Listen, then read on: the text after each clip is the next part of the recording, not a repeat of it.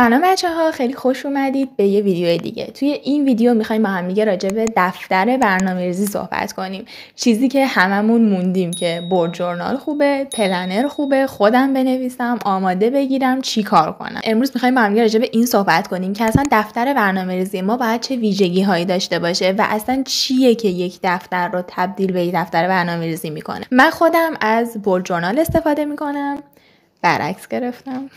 صفحات داخلش اینجوری نقطه‌ایه و من خودم می‌نویسم همونجوری که دارید می‌بینید. اینجوری میتونید عکس بچسبونید و واسه خودتون خوشگلش بکنید که انگیزه بگیرید که زودتر مثلا برید سراغ دفتر و اون کارو انجام بدید. بعد سعی کنید وایبش جوری بشه که شما رو هول بده به سمت این دفتر.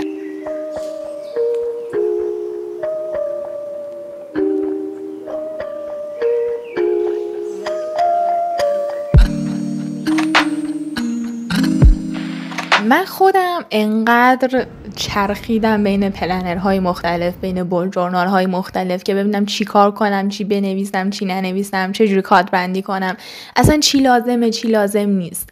امروز می‌خوایم با هم دیگه راجع به دونه دونه اینا صحبت کنیم، بریم که با هم دیگه ویدیو رو شروع کنیم تا شما هم بدونید که توی دفتر برنامه‌ریزیتون اصلا چی می‌خواید و چی نمی‌خواید.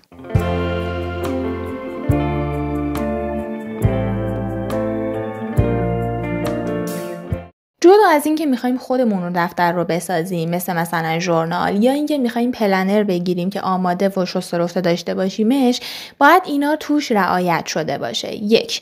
اهداف ماهانه. توی یک ماه شما میخواید به چه هدفهایی برسید. 2. اهداف هفتگی. این ماهانه رو میاد تو 4 تا بخش خوردش میکنه که هر هفته به کدوم هدف باید برسی که در نهایت بشه اون هدف ماهانه اصلیه. و 3. هدفهای روزانه که توی یک روز شما باید چه کاری انجام بدید. یه جورایی مثل همون تو دو لیست میمونه. میتونید هدفاتون رو تقسیم بندی کنید. یعنی مثلا بنویسید که هدفهای تحصیلی، هدفهای کاری، هدفهای سلامتی، هدفهای خانواده، ارتباط یا هر چیز دیگه‌ای. یا اینکه میتونید هدفاتون رو یه جا برای خودتون بنویسید. اون دیگه به سلیقه خودتونه، ولی حتما دفتر برنامه‌ریزی باید این رو داخلش داشته باشه که شما چه هدفهایی برای زندگیتون دارید. مورد بعدی، حتما دفتر برنامه‌ریزی باید در حد 1-2 خط جایی داشته باشه که شما چیزی که تو ذهنتونه رو بریزید توی اون دفتر. حالا اون میتونه بخش ژورنالینگ باشه یا اینکه یه بخشی داشته باشه واسه نوت. حتما اینو داشته باشید که توی هر روز شما یه قسمتی رو برای نوتتون داشته باشید. حسی که اون روز دارید، در حد شاید یه جمله خیلی خوشگل دیدید میخواید اونو توی دفترتون اضافه بکنید یا هر چیزی، جای نوت دفترتون باید داشته باشه. من خودم هم اینا رو نوشتم، دونه دونه نشونتون میدم. باشه مثلا این قسمت رو نگاه کنید. اینجا دقیقاً جاییه که من میخوام نوتامو بنویسم یا احساساتی که توی روز دارم، کلا ژورنال کردن رو میخوام اینجا انجام بدم.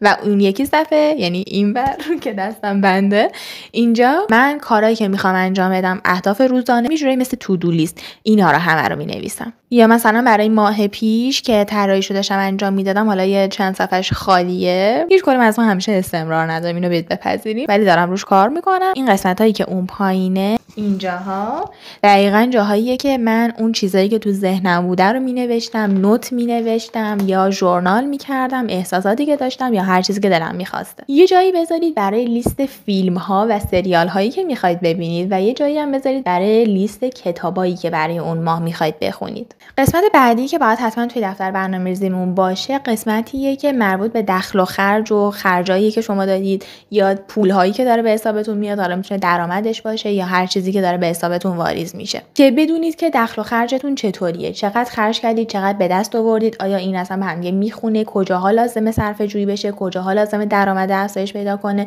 همه اینا دستتون میاد. چون بالاخره هر کدوم از ماها یه قسمت از زندگیمون مخصوص اهداف مالیمونه که دلمون میخواد انقدر پول داشته باشیم بریم باهاش فلان کارو بکنیم. چیزی که به نظرم خیلی خوبه توی دفتر برنامه‌ریزیتون جاش بدید، ولی خب اجبار نیست، صرفا برای اینه که شما بخواید اون مثبت اندیشی رو تمرین بکنید یا مثلا تفکر خوب داشتن و شکرگزار بودن رو. این قسمت شکرگزاری میاد بهتون خیلی چیزا یاد میده بچه‌ها، میاد بهتون مثبت اندیشی رو یاد میده و توجه به چیزایی که شما قبلا نمیدیدید. من امروز حالم به حدی بوده که بتونم بیام جلوی دوربین و باهاتون صحبت کنم، پس این میتونه یک شکرگزاری برای من باشه. روزایی که شرایطشو ندارم یا حالم بده، قدر اون حال خوبه رو بیشتر میدونم. میگم ای بابا من امروز اصلا نمیتونم بیام ویدیو ضبط کنم، چقدر خوب بود اون روز که رفتم ضبط کردم. پس قدر جزئیات زندگیم رو بهتر میدونم و ناخودآگاه این تفکر به من غالب میشه که من مثبت نگرتر میشم. اگر که میخواید این تمرین رو داشته باشید به نظرم حتما این قسمت شوک‌گذاری رو بیارید توی دفتر برنامه‌ریزیتون بنویسید که هر روز این کار رو انجام بدید. مثلا میتونید قبل از خواب در حد 2-3 دقیقه مثلا 3 تا چیز از امروز که خیلی راجبش خوشحالید یا شوک‌گذارید یا پوان مثبت امروز بوده رو اونجا بنویسید. وقتی شما توجهتون به مثبت‌ها بیشتر بشه، حس و حالتون بهتره و در نتیجه زندگی بهتری رو تجربه می‌کنید. اگر میخواید یه روتینی رو برای خودتون ایجاد بکنید، یه قسمتی بذارید برای روتین صبح، ظهر و شب، کاری که دوست دارید انجام بدید و بدونید که اینا فورس ماژور زندگی شماست و طبق یک الگویی باید اینا حتما انجام بشه. مثلا من خودم روتین خودم رو داشتم و نیازی نداشتم که بیام بنویسم، ولی اگر که شما میخواید یه روتین رو ایجاد بکنید تو زندگیتون حتما بنویسید. وقتی که شما 21 روز اون کار رو انجام بدید و ادامهش بدید، در نهایت دیگه کامل توی زندگیتون تثبیت میشه و دیگه اصلا لازم هم نیستش که بخواید بنویسید. مورد بعدی، نوشتن عادت‌هایی که میخواید تو زندگیتون برای خودتون ایجاد کنید. مثلا من خودم دوست داشتم این عادت روی من ایجاد بشه که من استمرار داشته باشم و روی دیسیپلینم کار کنم.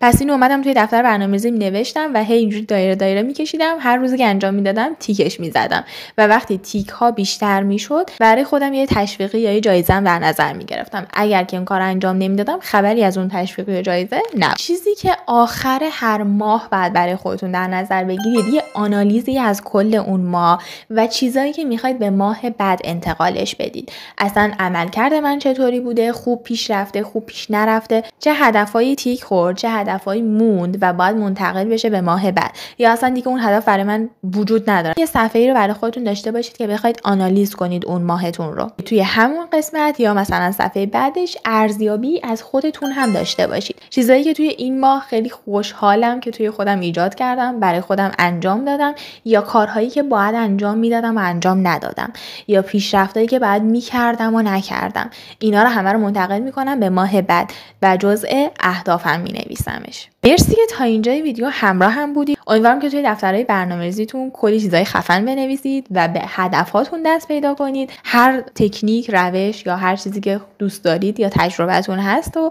میتونید توی قسمت کامنت ها برای ما بنویسید تا از تجربه همدیگه استفاده کنیم. من مینام و اینجا چنل یوتیوب منه. توی چنلم راجع به موضوعات توسعه فردی و روانشناسی و هر چیزی که بهمون کمک بکنه ویدیو تولید میکنم. خوشحال میشم که عضو چنل یوتیوب بشید و چنل رو سابسکرایب کنید. توی ویدیوی بعدی میبینمتون. خدافظ.